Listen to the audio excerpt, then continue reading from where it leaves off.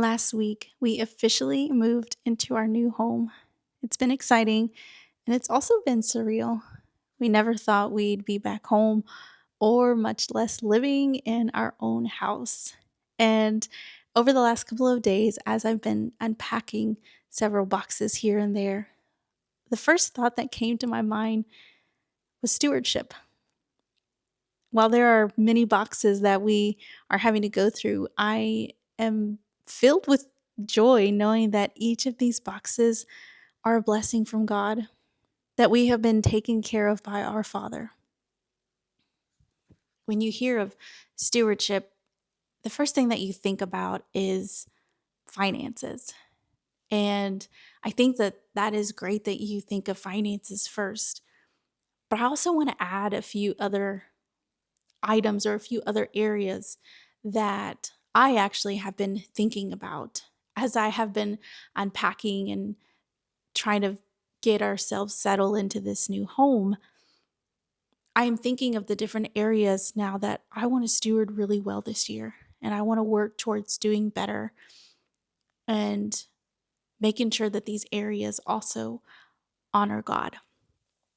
Hey guys, my name is Bernice, and I am sitting on what is my new green couch. And I'm really excited to just be getting to sit in my new home and being able to record my first episode or my first video here. And I'm so excited. And I'm going to just be talking to you about stewardship and also showing you maybe a few behind the scenes of me decorating my house, and maybe not decorating, but just kind of putting it together, unboxing, and just doing different things. As I've been unpacking, I have been thinking about stewardship.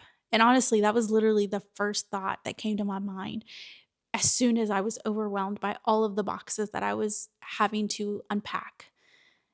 And I was like, you know what? I am so thankful that I have all of these boxes to unpack. And I am so excited to get all of these memories out and start placing them around the house and start making this our home. And I got to be honest with you guys, I didn't know that we were going to be here at all. Like, this was not something I intended to happen. And I've shared with this in several of my other videos, but I didn't want to come back home. I didn't want to come back to Kentucky. I was fine with staying in Oklahoma.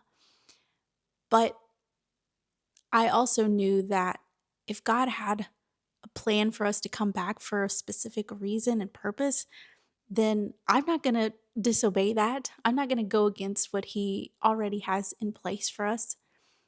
And I just share that because I am really blessed to be here. And all of this was definitely orchestrated by God. All of the different times where we thought we were going to be moving into another house or buying another house or renting another house, something would come up and it basically wouldn't work out. And when this came available, I was really adamant at first.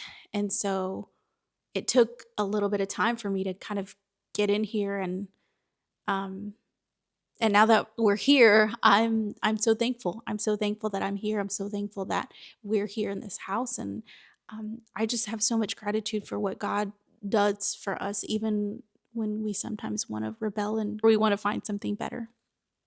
But anyway, I want to talk about stewardship because as I am sitting here and as I have been unpacking some boxes, while I am filled with joy of all of the things that I have, I'm also in this conviction season or in this moment of like, there are things that we had to sell before we moved because there just wasn't enough room in our truck to be able to pack all of the things. So I had to sell some of this stuff. I had to sell some furniture and some other like home decor. And so now that we're here, obviously, when you go to a different house, if you have ever moved or if you've ever rented a place and you know what it's like to have to some of the furniture or some of the things don't work in the same areas, and you have to almost kind of replace that furniture with something else, and maybe put that furniture, either sell it or put it in a different location. And so anyway, as I'm looking at my house, I'm thinking like, okay, well, I need to get this, I need to get that, I need to get that. And it makes me not just overwhelmed, but it also convicts me of like, well, now let's hang on a second. Let's not rush to just buying things. Let's really consider what we need and then go from there on the things that we want. And so, while I love that finances is the first thing that people think of when they think of stewardship, and there's like four areas that I want to talk about, but this one is probably one that not a lot of people often think of, and we have it every single day, and we tend to neglect it at times. And I want to give you a little bit of background first before I go into that, because I think it's going to show you a little bit about who I am and the way this works for me as far as like stewarding um, this area of my life. So when I was younger, actually, I'm not going to like go into this huge story about my testimony. That's going to be for a different channel, or not channel, that's going to be for a different episode, which I will talk more about that at the end of this video. But when I was in Mexico, because I was born there, I was only there for about 4 years, so I don't really remember it that much. And what I do remember is that we didn't have a lot. We, I guess, maybe ate for the most part, a lot of the times. But from what I have learned is that there were several times where we didn't eat. And so when we came to America, my mom, got a full-time job, and then she was working that, and she also had other side gigs that she did. And she was like selling food, she was selling jewelry, she was just selling like other different things. And from that early age, seeing that, I didn't know it at the time, but now I see it. She was teaching me entrepreneurship. And that was already showing me like how she was budgeting her money, where she was spending it, where it needed to go to, and just like her spending habits and the way that she took care of her finances. And so that was instilled in me. And so when she was deported, my friend's parents took us in, and this was when I was in middle school. So at this point I had kind of learned the like frugalness of her spending, and was in that kind of mindset and mentality of like, okay, we need to be very cautious of what we spend and how we spend it, where we spend it, da da da da. So after she was deported and we were taken into legal guardianship with my friend's parents, they were a little bit more well off. And at the time, this is one area that I'm not going to share a lot of, but at the beginning, when they took legal guardianship of us, my friend's dad had just started his business, and so he didn't know what was going to happen. And right now, they were just kind of living off of what they really could like afford. So they were also pinching numbers at the time too. Even though on the outside, if you were to see their house and you were to see like the way that they looked like they were living, it looked like they were very well off. But as his business grew and paying off their home, we were able to get a little bit more things and spend it a little bit more, and, go on vacations and do all of these things, which I'd never heard about a vacation. Like we never did that in our life when I was with my mom. So I didn't even know what a vacation was. And as time went on, I also was taught by him, which now I call him my dad. So I'm going to refer to him as my dad. But as I was growing up with my dad, he also taught me not just entrepreneurship, but how to be frugal with our spendings. And so when I got my first job, I was very careful, like how I spent it, what I saved, what it was going to, da da da. So I tried doing as best as I could, and I saved a good amount. And so I say all of this because now that as I have gotten older and as I've gotten married, I've kind of let that slip a little bit. I think I have kind of acquainted myself in this life that I have been blessed with. And not that I have taken advantage of it, but I think at times I have forgotten kind of where I was and where I am now, and um it has kind of changed my mindset in the way that I spend, and I just kind of spend a little bit more than I should. And I love to shop. I'm just going to go ahead and tell you, I really do enjoy shopping. And every day I will go on Amazon and I'll just scroll. I'll just scroll through all the different, products that they have, clothes, furniture, all home decor, anything you can think of. I'll look through and I'll shop. Um, but this is an area that I feel like God has kind of like convicted me in to really work on being more frugal and using what I have and making it work. And so, not just trying to buy something new or replace something. And so, for instance, um, we moved about 2 weeks ago. And in those last 2 weeks, I've been looking for furniture because we didn't have anything for the living room. And while this is a brand new couch, there were people that offered us their couch. And me, I'm somebody who's a little bit stubborn. So I have this like vision in my head. I'm like, no, no, this is what I have for my living room. Like, this is what I want. And I did end up buying the furniture, obviously, because it's here. But after that buy, I was like, now I got to get a fireplace, and now I got to get a coffee table, and I got to get a rug and the chairs, all these other things. And that was when I feel like this thought or this like weight was just put on me that like not everything has to be new and not everything has to be purchased now. It can wait. We can get by with what we have. Like, we have this couch, there's plenty of room. We have this TV. I've had this TV since I started college, actually. So 2014. Technically I started in 2013, but I didn't buy the TV until 2014, and I've had it since then. So this TV is 12 years old, and you can tell because the audio is not so great now. Like, the speakers is not so good. So, that's something I actually talked to my husband about, where I was like, hey, we probably need to buy a TV in the next couple of years. But right now we're good. It still works. So it's fine. It's not a huge deal. Um, but as far as like tangible things, and this is the area of like stewarding our tangible things, this is where I want to work on in what I buy. Is it going to honor God? Now, I want to be the first to say that I am not saying that nobody should shop, that shopping is bad, that it's a sin, and da da da.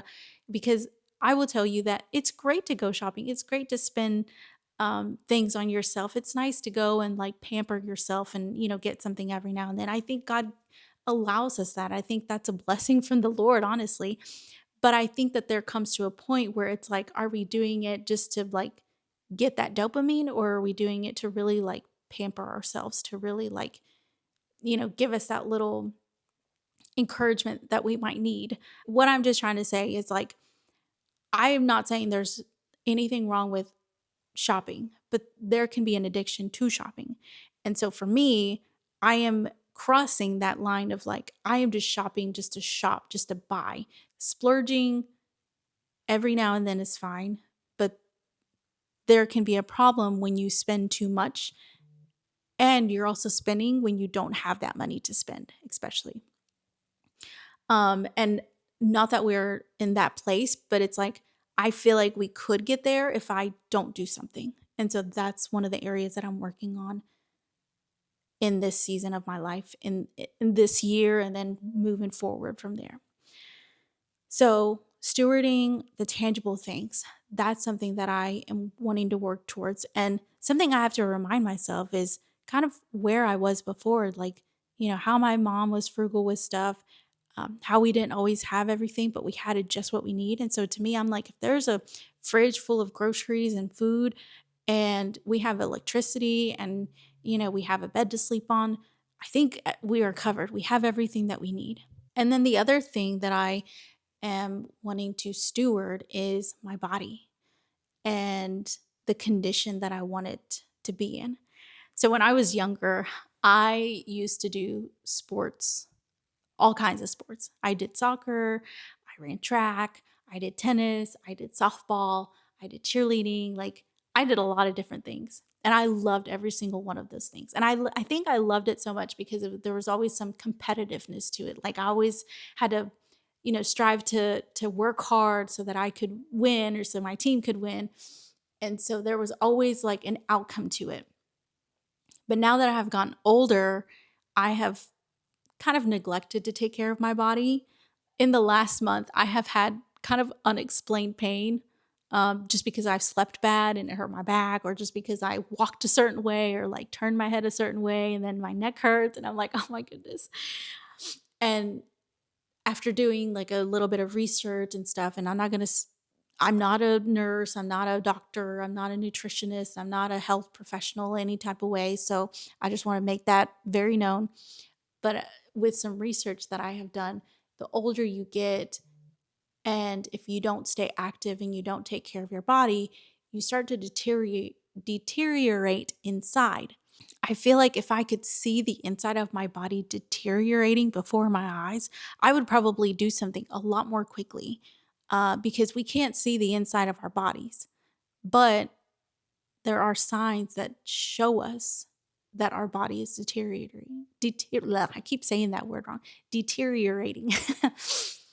So these to me have been signs of like, I really need to get to working out more. Like even just climbing a set of stairs. I think by the time I get to the top or to the bottom, I'm like, okay, let me take a deep breath, So am I have been convicted of that, of like, I really need to take care of my body. So some of the things that I'm working towards is finding ways on how I can be active, because I'm not a workout kind of girl. Like I don't go to the gym and like lift weights and like pump stuff or whatever.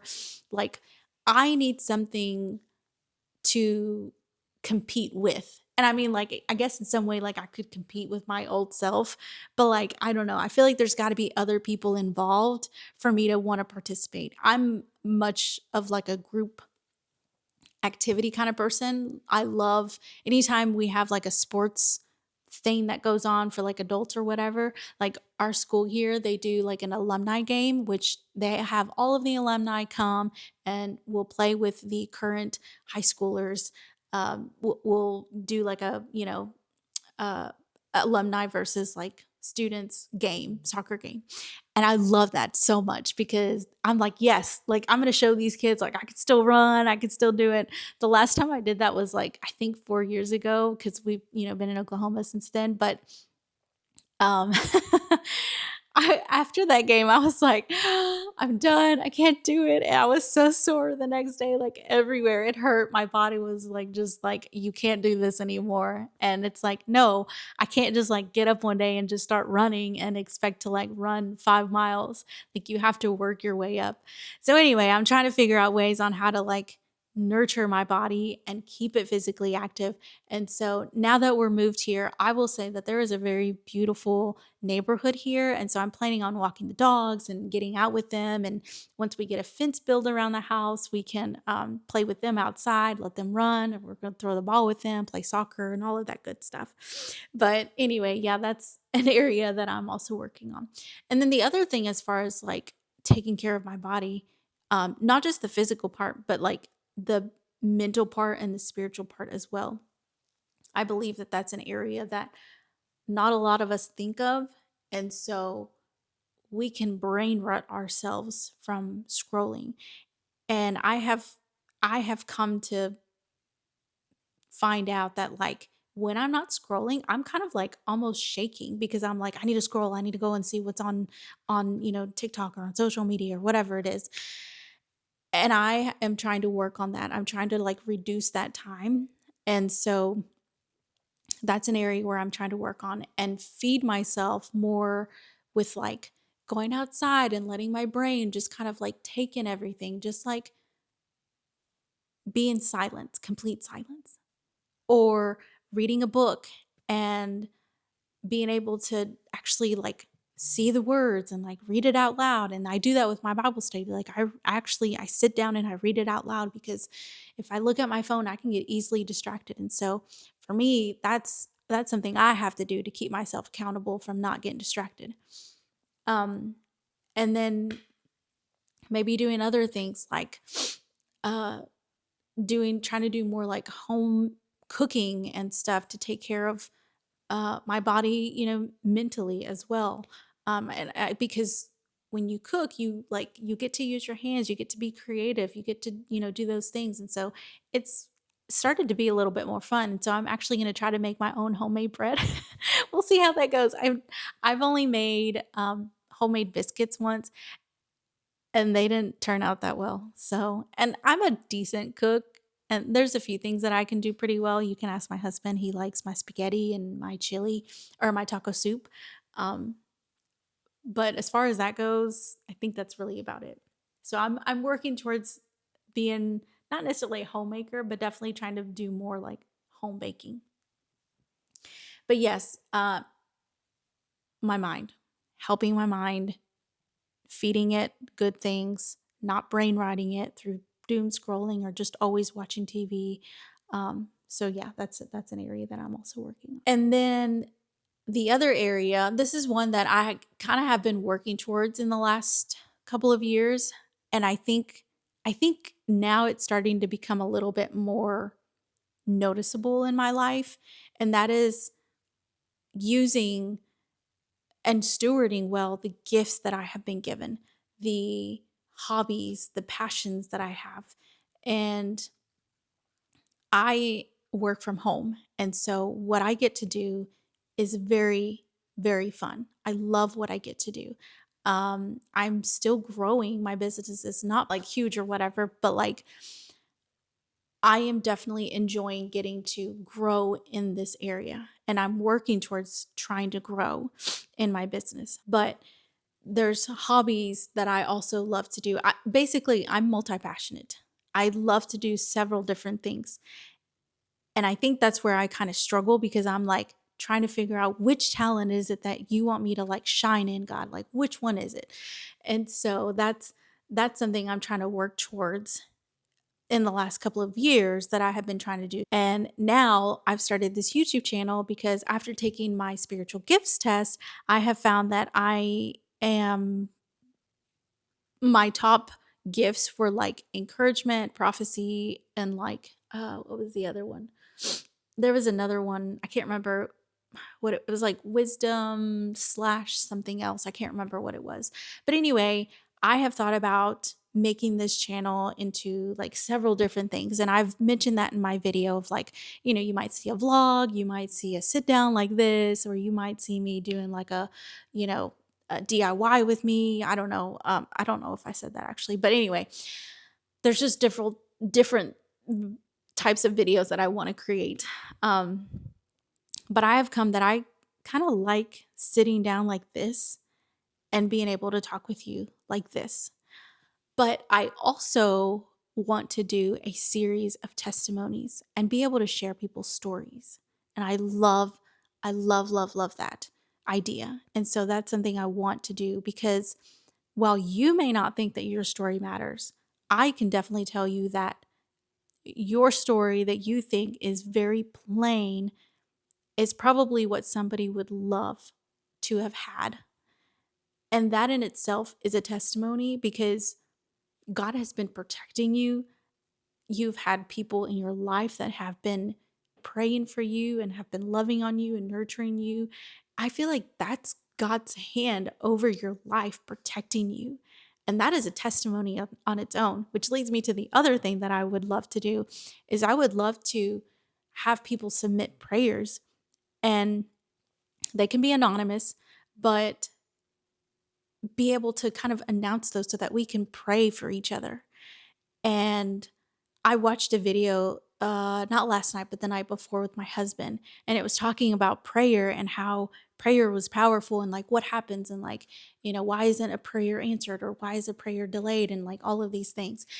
And it was really, really good. I enjoyed watching that video, and maybe I'll link it down in the description. But he gave the story of Daniel as an example. I think it was Daniel, where he prayed for like 21 days or 22 days.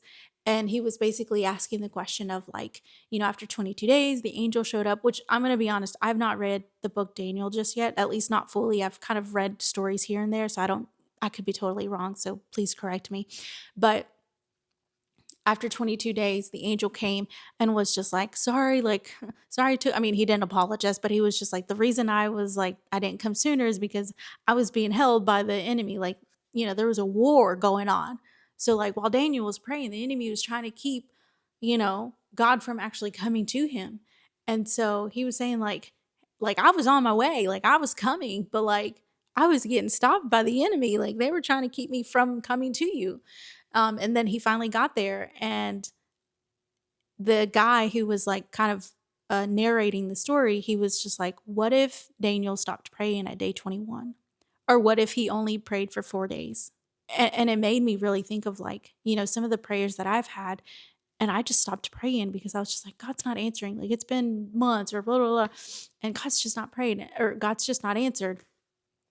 And after that, it really motivated me, and it gave me this like drive inside of like, no, I need to be praying, and I need to be praying consistently. I mean, it says it in the Bible. I don't know exactly which verse, but it says, pray wholeheartedly, petition, when you pray, petition. Um, and so I'm just kind of like, all right, like I really need to, do this, and not be upset if God doesn't answer me in like, a day or like a month or even a year. Like the prayers work, they really work, and they really go to him. They get listened. But the timing is all in God's hand and all in God's will. And so that's what we have to wait for. So anyways, that's a whole different thing because I kind of got off track there. um, but as far as like the gifts and the talents of like the way that I want to steward that is I love doing so many different things, which this is just a side note. My shop is going to come out next week. It'll be down in the description where you can go and kind of check that out. But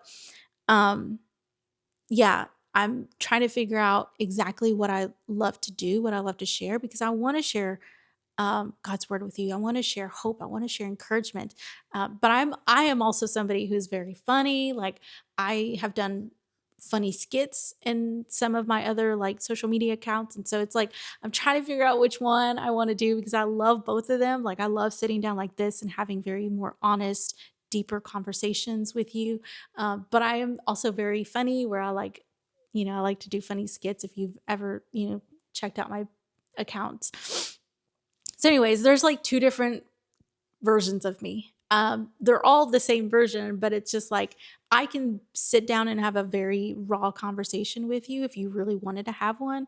But like, listen, once we're done having this raw conversation, I'm also going to throw some little chokes and some kicks and giggles so that way you can laugh, because I love to make people laugh. I love people smiling. I love people, chuckling and stuff. So that's something that I also love to do. So stewarding the hobbies and the gifts and the talents that God has given me, that's where I'm also trying to work on this year and, future.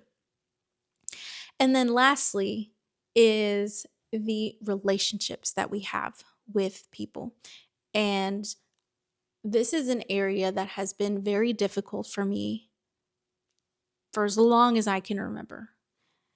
Relationships have never come easy for me because I always want people to accept me. And I will do whatever I need to do in order to fit in.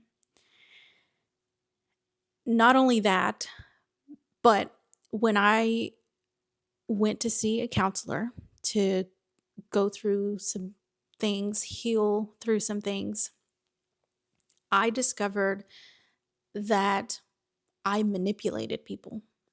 And it wasn't intentional. It was as a defense mechanism.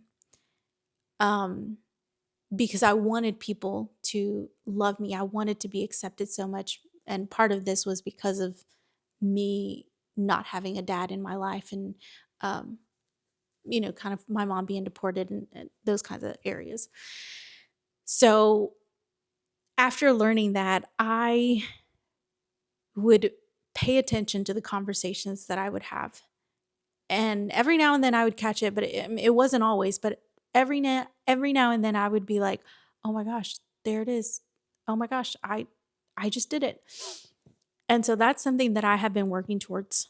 And so now that I'm older, I am also careful with how I make friends and in the way that I make friends, because I don't want to manipulate a conversation to benefit me.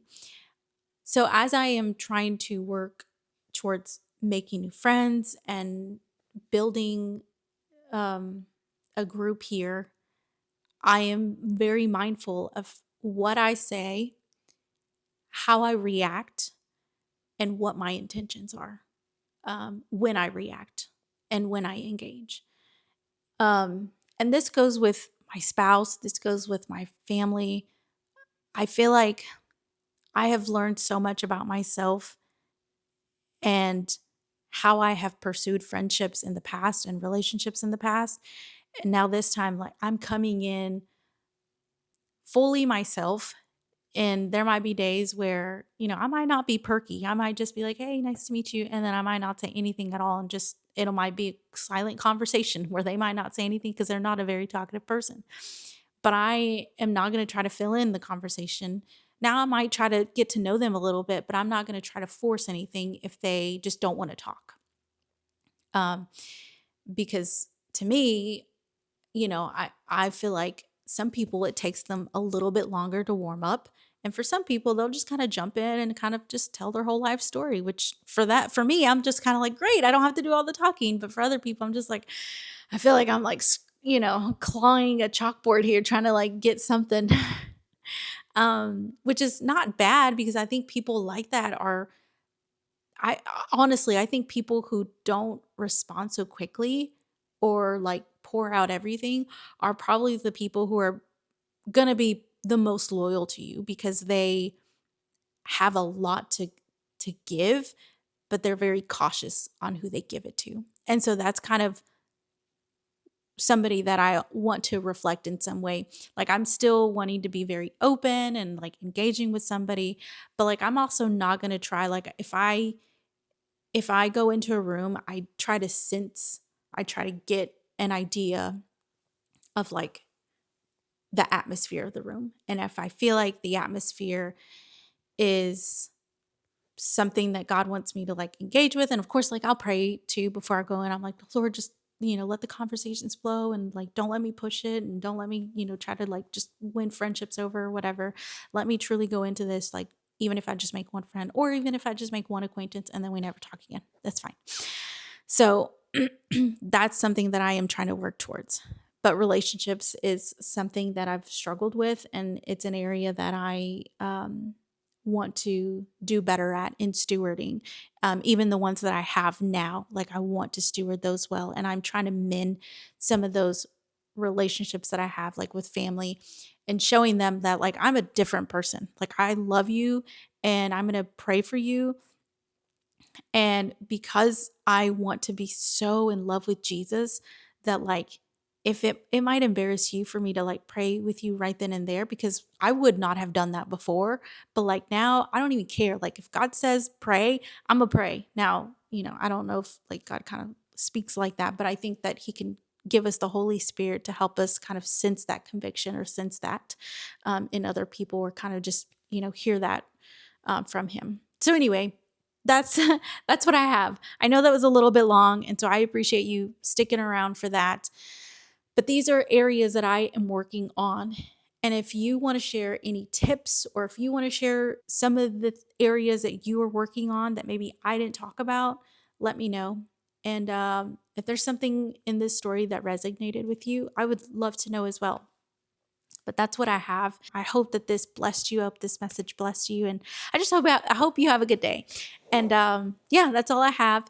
And the last thing I'm going to mention is, in the next couple of weeks, because I want to do a testimony series, I know that I need to share my testimony. So we're going to start off with my testimony, and it's going to be a 3-parter. So keep an eye on that. I'm going to go ahead and just put a little disclaimer that there is immigration in this story. And so if you're not ready to hear that, that's fine. But I ask that you would just hear the whole story before you come at me, before you start making any judgments, before you start doing all those things. Because here's the thing: God can work in any story. And I want you to hear it till the end to see what God has done. Okay, that's all I ask. So stay tuned. And then after that, I want to hear your story. So if you want to share that with me, I'll put my email down below where you can send me your stories. I'll also be getting a few from other areas and other sources and be sharing those. So that way you can find some hope and encouragement. And then if you have prayer, you can also submit those down in the description. I'll have a link to all of those things. So that's all I have for you. Thank you so much for joining me today. And I hope you have a wonderful day. And I will see you in the next video. Bye, guys.